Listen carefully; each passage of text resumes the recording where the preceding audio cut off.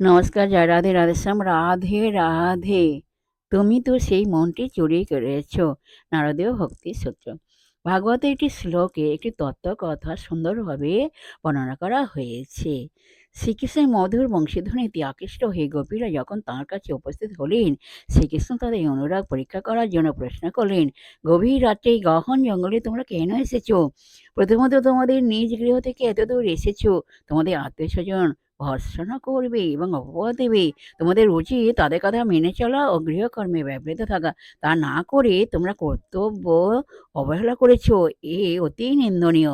দ্বিতীয়ত, এই বনভূমি হিংস্র সাপদ সংকুল, সুতরাং তোমাদের বিপদ ঘটতে পারে। অতএব তোমরা ফিরে যাও ও গৃহকর্ম সম্পন্ন করো। গোপীরা তার উত্তরে বলেন, আমাদের মন তো গৃহকর্মেই ব্যাপৃত ছিল, কিন্তু তুমি তো সেই মনটি চুরি করেছ। আমাদের হাত ধরিয়ে তো কর্তব্য পালনেই নিযুক্ত ছিল, কিন্তু সেই ইন্দ্রিয়ের শক্তি যে